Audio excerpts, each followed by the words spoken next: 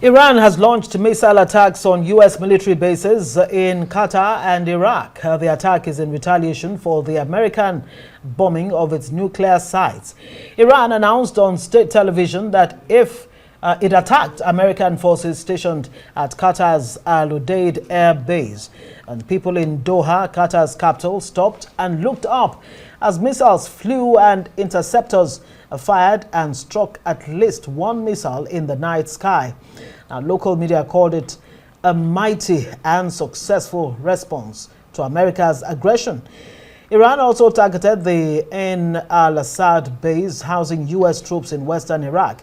An Iraqi security official told the Associated Press. Now, the official spoke on condition of anonymity because they were not authorized to comment publicly. Now, the attacks came shortly after Qatar closed its airspace as a precaution amid threats from Iran. And to discuss the consequences of Iran's attack on U.S. bases in Qatar and Iraq and what prompted the attack is Ambassador Bulus Lolo, former Permanent Secretary, Ministry of Foreign Affairs in Nigeria. Thank you so much for joining us. Good to see you again on Newsnight.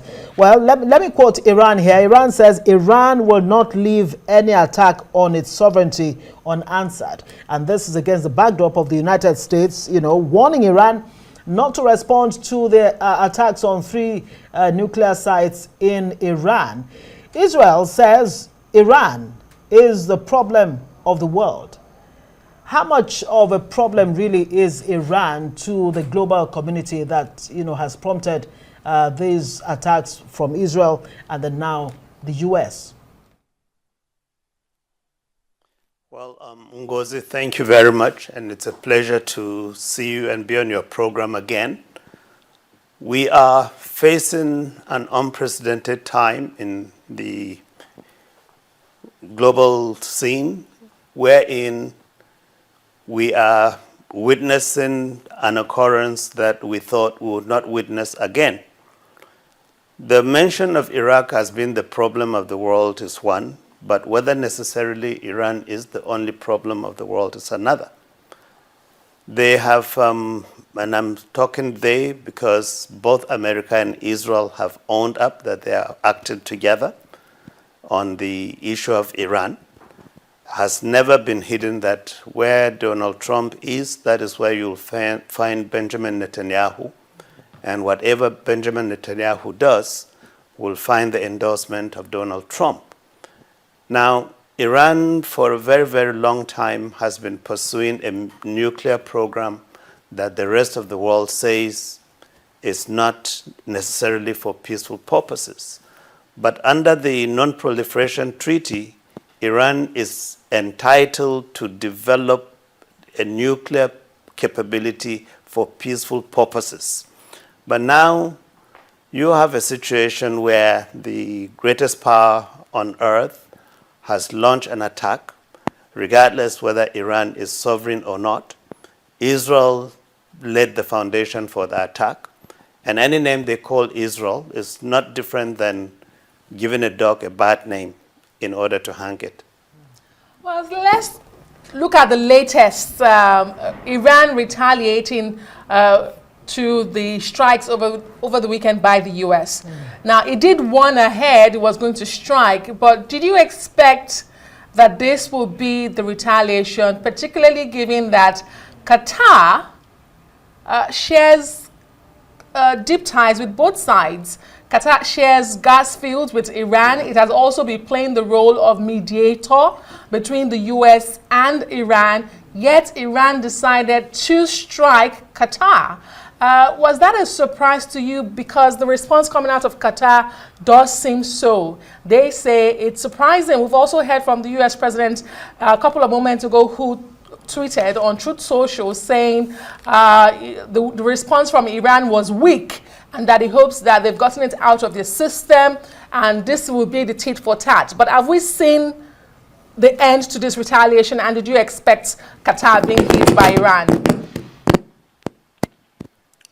Well, it must have been a very difficult situation for Iran to settle on striking on Qatari territory. But we must not forget that the Al Udeid base is the largest base that the United States has in the Middle East.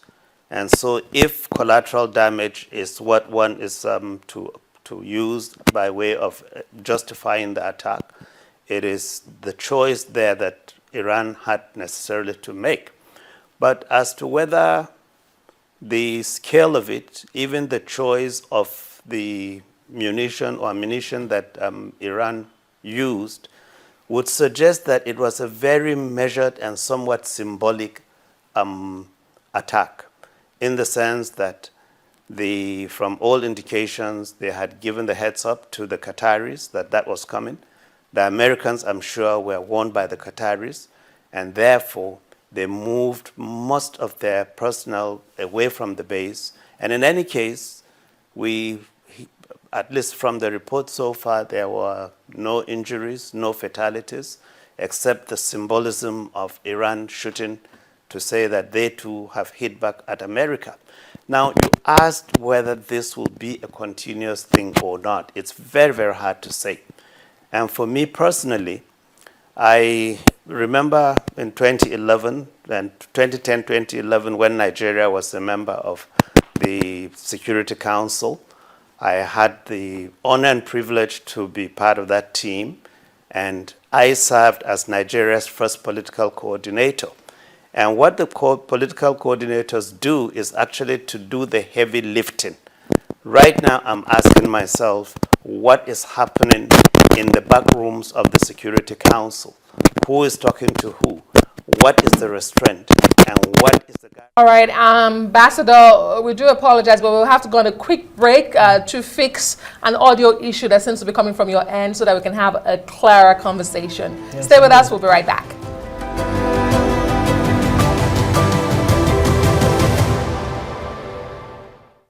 We have Ambassador Bulus Lolo back on the line. His former PERM-SEC, Ministry of Foreign Affairs, weighing in on developments in Iran, of course, between Israel, Iran, and the United States. Thanks for staying with us.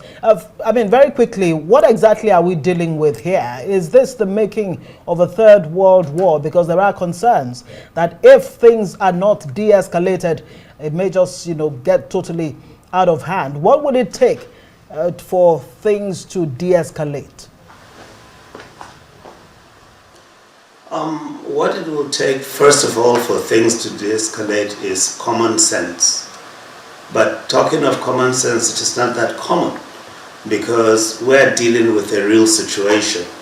And I share your view, but not necessarily that we may witness a third world war. The potential is there for a third world war. But will we allow ourselves consciously, knowingly, and deliberately to walk into another war simply because adults are refusing to be adults? And I'm sorry if I use this expression about adults being adults, because this is serious business right now we're dealing with. However, what we need and is desperately lacking is global leadership.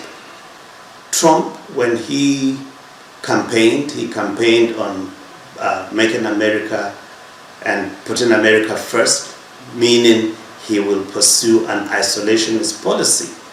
But less than 6 months into his presidency or thereabout, he is already pushing America beyond its traditional limits. He is the first president in modern times, and perhaps only following in the footsteps of George W. Bush, to go and attack in a sustained manner a sovereign country on the assumption that they pose a specific threat. In 2003, when Bush went to Iraq, he went on the premise that Iraq had weapons of mass destruction. But ever since the fall of Saddam, and with America fully having access to every nook and cranny in Iraq, they never came out even with a scintilla of an evidence of weapons of mass destruction. Now it is the threat that Iran poses because Iran has nuclear ambition. Its enrichment program is beyond what is needed for civil use, and therefore it is believed that Iran is gunning for a nuclear device. All that said and taken in context, negotiation and diplomacy remain the best option. And I believe and feel that that option has not been exhausted. A preemptive strike, which in this case is a strike of aggression, not preemption, is not the best. If you look around, yesterday the Soviet Union released a statement accusing America as a permanent member of the Security Council, abusing its position, its power, and its responsibility. Yet it is the same Soviet Union in 2022 that attacked Ukraine. What if tomorrow China says, all right, their conflict with Taiwan is such that they too should take a preemptive or aggressive strike? What if North Korea decides? Who is going to convene? And I was saying a while ago that this is where you would expect the Security Council to act as the arbiter and guarantor of international security. But sitting here, I imagine what the inner chamber of the Security Council must look like, with the 5 permanent members looking at each other with suspicion and unwilling to even engage in meaningful dialogue. So a third world war will happen if we don't exercise restraint, but I hope not. Indeed, we also hope along with you. We've seen responses, particularly from the region, and thankfully Kuwait, Bahrain and Dubai have now reopened their airspace after brief suspension. Thank you so much, Ambassador Bulus Lolo, former Permanent Secretary at the Nigerian Ministry of Foreign Affairs, for sharing your thoughts on the escalating crisis in the Middle East.